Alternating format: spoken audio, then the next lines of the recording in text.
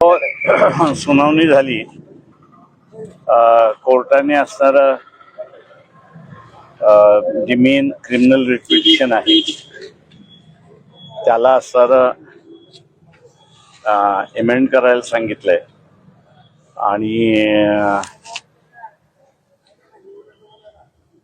जे ॲप्लिकेशन आम्ही एक सादर केलं होतं त्या ॲप्लिकेशन मधल्या प्रेयर जे आहेत म्हणजे मागणी जी आहे ती मेन ॲप्लिकेशनमध्ये अंतर्भूत करावा अशा रीतीच्या असणारं कोर्टाने हे दिलं.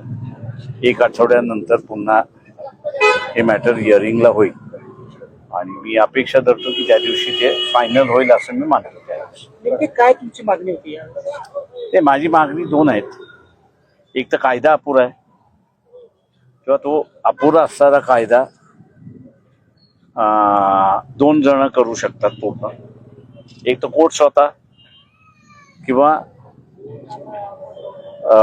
लेजिस्लेचर जे आहे ते करू शकतात. तेव्हा ह्या दोन्ही पैकी असताना कोणीतरी तो कायदा पूर्ण केला ते इन्क्वायरी त्याची पुढे चालू होईल. त्याच्याशिवाय ती इन्क्वायरी पुढे चालू होणार नाही अशी परिस्थिती आहे. परंतु ज्या पद्धतीने पाहताय एक सहकार्याची भावना किंवा त्यासोबतच तुम्ही अनेक दिवसांपासून प्रयत्न करताय, मग कुठं सहकार्य करून सरकार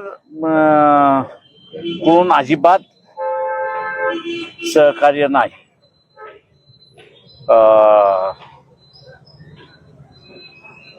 जे सरकारी वकील आहेत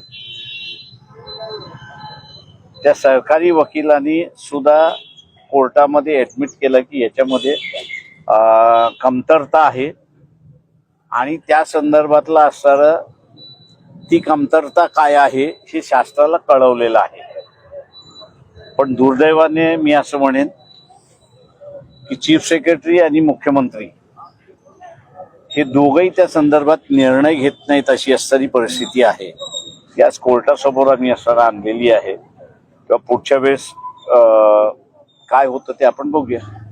आता तुमची मागणी काय? यांनी लक्ष नाही, आमच्या सर मागणी म्हणजे त्याच्यामध्ये लक्ष घालावं.